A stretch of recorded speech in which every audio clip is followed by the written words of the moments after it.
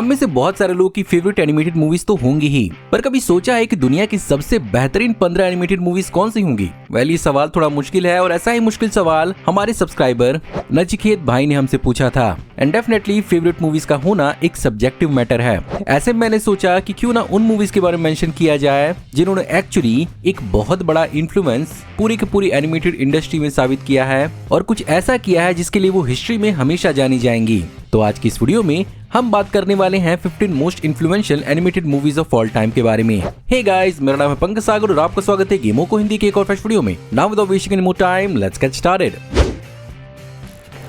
अगर आप डिज्नी को उसकी बेहतरीन एनिमेटेड मूवीज के लिए जानते हैं तो Snow White and the Seven Dwarfs ये करने वाली सबसे पहली मूवी थी, जहां पर उस जमाने में डिज्नी लिमिटेड रन टाइम की शॉर्ट एनिमेटेड फिल्म ही बनाया करते थे। उस जमाने में उन्होंने हिम्मत दिखाई एक फुल फ्लैश्ड मूवी बनाने की, जहां पर एक्चुअली सेल एनिमेशन टेक्निक का इस्तेमाल किया गया था, जिसमें एनवायरनमेंट सीन्स के ऊपर कैरेक्टर्स को एक थिन ट्रांसपेरेंट और उन्हें एनवायरनमेंट में मूव कराया जाता था। इस मूवी के बाद एनिमेशन को सीरियसली लेना चालू किया गया और उसे एक स्टोरी टेलिंग का मीडियम बनाया गया और इसी से एनिमेटेड मूवीज की शुरुआत हुई, जहां पर इस मीडियम को पॉजिटिवली तो यूज किया ही गया, साथ ही साथ इसके 2 साल बाद वर्ल्ड वॉर 2 की शुरुआत के साथ एनिमेशन को प्रोपेगेंडाज में भी यूज किया जाने लगा।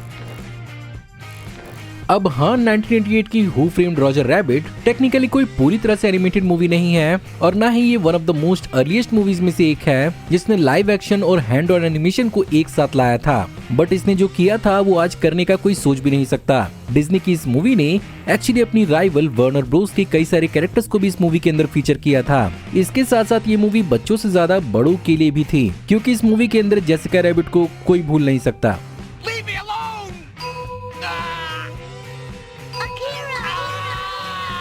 Finally cool world, space jam और ल्यूनी ट्यून्स के बाद अब ये पूरा का पूरा जॉनरा ही डेड हो चुका है। आज के जमाने में हम में से बहुत सारे लोग होंगे जो एनिमे के बहुत बड़े फैन होंगे, लेकिन एनिमे एक बहुत ही मैच्योर स्टोरी टेलिंग का एक तरीका हो सकता है। इस चीज को अकीरा मूवी ने 1988 में साबित किया, जहां पर इसका एनिमेशन स्टाइल ब्यूटीफुल तो था ही, साथ इसे उस जमाने में 24 फ्रेम्स पर सेकंड के हिसाब से बनाया गया था, जिसके कारण मूवी में टोटल 1,60,000 सेल एनिमेशन फ्रेम्स थे। और आजकल के जमाने में भी आमतौर पर एनिमे या एनिमे मूवीज 8 से 12 फ्रेम्स पर सेकंड का ही इस्तेमाल करती हैं। बाय द वे, इस मूवी का साइंस फिक्शन एलिमेंट भी काफी ज्यादा इन्फ्लुएंशियल था, जहां पर इस मूवी का अकीरा बाइक वाला स्लाइड हॉलीवुड में कई जगहों पर रीयूज किया गया है। 1991 की डिज्नी की beauty and the beast one of the most beautiful movies में से एक है और मैं सिर्फ यहाँ पर एनिमेशन की बात नहीं कर रहा, मैं पूरे के पूरे स्टोरी और इसके मैसेज की बात कर रहा हूँ। और इसी मूवी ने डिज्नी के 2D एनिमेशन रेनेसांस को काफी पीक पर पहुंचाया था, इतने पीक पर कि ये मूवी पहली मूवी बनी जो ऑस्कर्स में बेस्ट पिक्चर के लिए नॉमिनेट हुई थी। साथ ही साथ ये one of the earliest movies में से एक थी जिसने 2D मूवी होने के बावजूद भी कई सारे CGI एलिमेंट्स का भी इस्तेमाल किया। खैर, 2D एनिमेशन के एरा में डिज्नी को असल सक्सेस दी 1994 की द लॉयन किंग मूवी ने, जिसने शेक्सपियर के हैमलेट को लॉयंस के थ्रू शोकेस किया और अफ्रीकन लैंग्वेजेस और कल्चर्स का इस्तेमाल करके दुनिया के सामने द सर्कल ऑफ लाइफ को इतने बेहतरीन तरीके से प्रेजेंट किया कि इस मूवी ने वर्ल्ड वाइड $1 बिलियन की कमाई की और इसे बेस्ट ओरिजिनल स्कोर और बेस्ट ओरिजिनल सॉन्ग के लिए ऑस्कर भी मिला। आज CGI और 3D कार्टून्स अब नॉर्म बन चुके हैं और CGI हॉलीवुड की एक बैकबोन बन चुकी है विजुअल इफेक्ट्स के लिए, लेकिन इन सारी चीजों को मेन स्ट्रीम किया था 1995 की मूवी द टॉय स्टोरी ने, जो दुनिया की सबसे पहली CGI एनिमेटेड फीचर फिल्म बनी और इसने बेसिकली पिक्सार को as an animation power house launch किया और बेसिकली इसने पूरे के पूरे 3D CGI रेवोल्यूशन की शुरुआत की। अब इस लिस्ट के अंदर बहुत सारी ऐसी क्रिटिकल और कमर्शियल हिट्स हैं, लेकिन एक ऐसी मूवी भी है जिसे वो रुतबा नहीं मिल पाया जो वो डिजर्व करती थी और हम बात कर रहे हैं यहाँ पर आयरन जायंट की, जो 1999 में रिलीज हुई और इस मूवी के अंदर कोल्ड वॉर की टाइम सेटिंग को दिखाया गया था, जिसने एक बेहतरीन एंटी वॉर मैसेज देने की कोशिश तो की ही, साथ ही साथ ये भी one of the first movies में से एक थी जिसने 2D के साथ CGI 3D एनिमेशन का इस्तेमाल किया था, स्पेशली आयरन जायंट रोबोट के लिए, जिसे एक्चुअली विन डीजल ने अपनी आवाज दी थी। और इस मूवी को डायरेक्ट किया था ब्रैड बर्ड ने, जिन्होंने आगे जाकर डिज्नी की द इनक्रेडिबल्स और रैटाटूई को डायरेक्ट किया। इनिशियली ये मूवी बॉक्स ऑफिस पर फ्लॉप साबित हुई थी, लेकिन ओवर द टाइम इसकी एक बहुत बड़ी कल्ट फॉलोइंग बनी।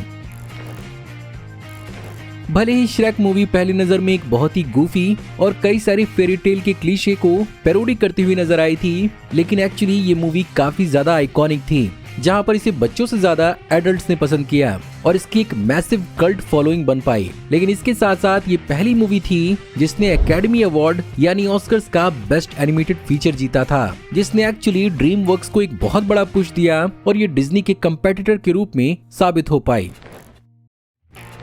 खैर, इसके ठीक एक साल बाद हमें देखने को मिली स्पिरिटेड अवे, जहां पर खास बात ये नहीं कि इसने बेस्ट एनिमेटेड फीचर फिल्म का ऑस्कर जीता। खास बात ये थी कि किसी भी तरह का ऑस्कर जीतने वाली ये एक नॉन हॉलीवुड और एक नॉन इंग्लिश मूवी बनी। हयाओ मियाजाकी की सरियलिज्म, माइथोलॉजी और डीप इमोशन से भरी हुई ये मूवी जापानीज एनिमे इंडस्ट्री को एक सीरियस एनिमेटेड इंडस्ट्री के रूप में पूरी दुनिया के रडार के ऊपर लेकर आई और animation as a serious art form बन सकती है, इसी ने साबित किया था।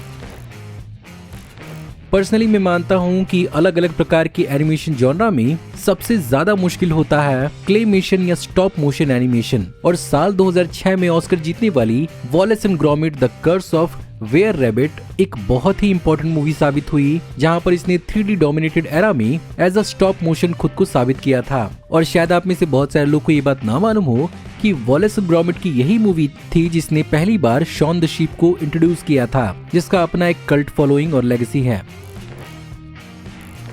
एनिमेटेड मूवीज रेयरली ही पॉलिटिकल होती हैं, क्योंकि ऑब्वियसली उन्हें बच्चों के लिए बनाया जाता है, इसीलिए उन्हें सटल तरीके से दिखाया जाता है। लेकिन साल 2007 की परसेपोलिस मूवी काफी अलग है। इसे बेसिकली ब्लैक एंड व्हाइट के फॉर्म में एनिमेट किया गया है, वो भी बहुत ही स्टाइलाइज्ड तरीके से, और ये बेसिकली ईरानियन रेवोल्यूशन पर फोकस करती है, जो बेसिकली बहुत ही डीपली पर्सनल, पॉलिटिकल और रियलिस्टिक फील होती है। और स्पेसिफिकली इसके आर्ट स्टाइल के लिए इसे काफी ज्यादा पसंद किया गया था, और ये मूवी ऑस्कर के बेस्ट एनिमेटेड फीचर के लिए नॉमिनेट हुई थी बट जीत नहीं पाई। इस लिस्ट में अगर मैं 2008 की वॉली की बात न करूं तो ये लिस्ट पूरी नहीं होगी, क्योंकि ये मूवी बहुत ही ज्यादा एंगल से काफी ज्यादा बेहतरीन है और रिलेटिवली हमारे करंट रियलिटी की भी काफी करीब है। चाहे बात कर ले एआई की, चाहे बात कर ले धरती के बढ़ते पोल्यूशन की, बस स्पेस में माइग्रेट करना ही ह्यूमंस का बाकी है। लेकिन इसी रियलिटी में एक बेहतरीन कहानी निकाल के लाना, वो भी इंसानों के सर्वाइवल, रोबोट्स के प्यार और ह्यूमन के एआई पर डिपेंडेंसी की, वो भी मेन कैरेक्टर्स के बिना किसी ऑडिबल डायलॉग के, तो ये किसी अचीवमेंट से कम नहीं है। साथ ही साथ डिज्नी की यही मूवी सीजीआई रियलिज्म को एक अलग ही लेवल के ऊपर लेकर गई थी। 2011 की रैंगो डेफिनेटली ऑस्कर डिजर्व करती थी, इसलिए नहीं क्योंकि इसका एनिमेशन बेहतरीन था, वेल वो तो था ही, लेकिन शायद ये पहली बार था जब डेजर्ट एनिमल्स के ऊपर एक वेस्टर्न को शोकेस किया गया था। इसके ऊपर से मूवी के साथ साथ बिहाइंड द सीन रिकॉर्डिंग भी देखने लायक है, क्योंकि वो भी अपने आप में किसी बेहतरीन परफॉर्मेंस से कम नहीं है, क्योंकि इसे ट्रेडिशनली स्टूडियो के अंदर कंटेंट रिकॉर्डिंग के बजाय एक्टर्स ने बिहाइंड द सीन इस मूवी को पूरी तरह से परफॉर्म किया था और इसकी ऑडियो को रिकॉर्ड किया गया था, जो इसके एनिमेशन का रेफरेंस भी बनी थी। अब भले ही आप में से बहुत सारे लोग स्पाइडरमैन इनटू द स्पाइडरवर्स को नॉर्मल मार्वल मूवी की तरह देखते हों, बट मैं इसे एक टेक्निकल एनिमेटेड मास्टरपीस की तरह देखता हूं, जहां पर इस मूवी के अंदर बहुत सारे एनिमेटेड जॉनरास को एक साथ ट्रिब्यूट दिया गया है, जैसे कि स्टॉप मोशन, जिसे एक्चुअली फिजिकल एलिमेंट्स के साथ कैमरास में फ्रेम्स को कैप्चर करके किया जाता है, लेकिन यहाँ पर 3D मॉडल्स को स्टेप डाउन एनिमेशन मेथड से इसे स्टॉप मोशन लुक देने की कोशिश की गई है। साथ ही साथ जो कैरेक्टर जितना एक्सपर्ट होता है उसका एनिमेशन उतना स्मूथ दिखाया गया है। ऊपर से यहाँ पर लाइन आर्ट का इस्तेमाल करके कॉमिक बुक की रेफरेंस और आर्ट स्टाइल को ट्रिब्यूट दिया गया था, जो इतना ज्यादा बेहतरीन साबित हुआ कि इसने पर्टिकुलरली एक सब जॉनरा अपने आसपास क्रिएट किया है, जिसके कारण बैड गाइज, पुस इन बूट 2 और बहुत सारी ऐसी नई एनिमेटेड प्रोजेक्ट्स आई हैं जिन पर इस मूवी का क्लियर इन्फ्लुएंस देखने को मिलता है, एंड डेफिनेटली इसने भी ऑस्कर जीता।